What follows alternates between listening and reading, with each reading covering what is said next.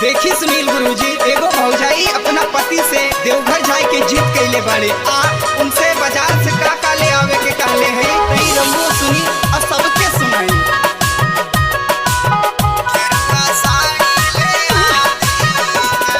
सावन महीनवा में जाइब देवघरवा, गेरुआ साड़ी ले आदी जाए।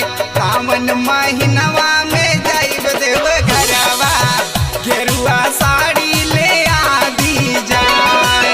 साड़ी ले आदी जाए बलम जी, साड़ी ले आदी जाए बलम जी, साड़ी ले आदी जाए। करबे भोले बाबा के दर्शनवा, गेरुआ साड़ी ले आदी जाए।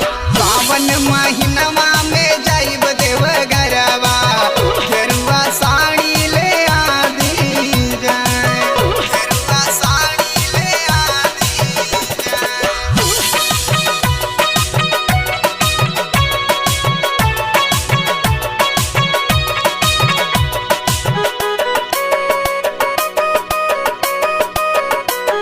गेरुआ साड़ी ले आदी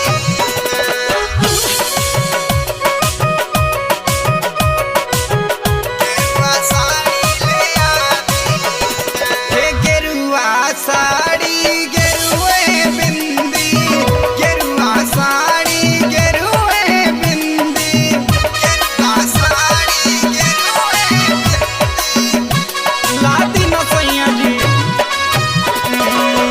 गेरुआ साड़ी गेरुए बिंदी, गेरुआ साड़ी गेरुए बिंदी, गेरुए ब्लाउज दी मंगाए। सावन महीनवा में जाइब देवघरवा, गेरुआ साड़ी ले आदी ना। सावन महीनवा में जाइब देवघरवा, गेरुआ साड़ी ले आदी जाए। गेरुआ साड़ी ले आदी जाए।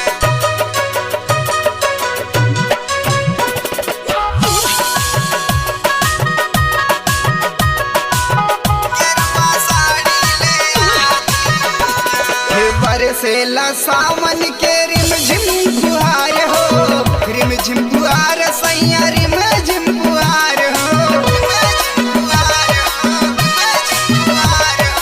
सुनिए ना सैया। बरसेला सावन के रिम झिम फुहार हो, चले लेके जाला सबे बाबा के दुआर हो। मनवा के लाल सराज देता पुराय, मनवा के लाल सराज देता पुराय। सावन महीनवा में जाइब देवघरवा, गेरुआ साड़ी ले आदी जाए।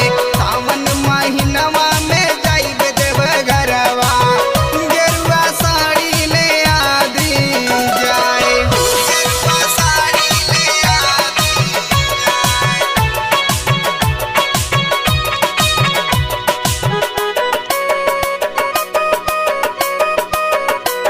गेरुआ साड़ी ले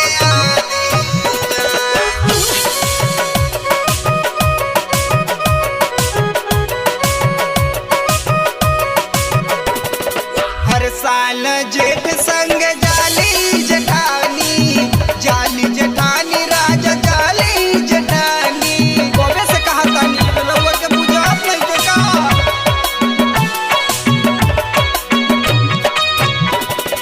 हर साल जेठ संग जाली जेठानी, कहतानी सैया हमर बात लमानी। सुनील संतोष दान टिकट कटाए, कन्हैया संतोष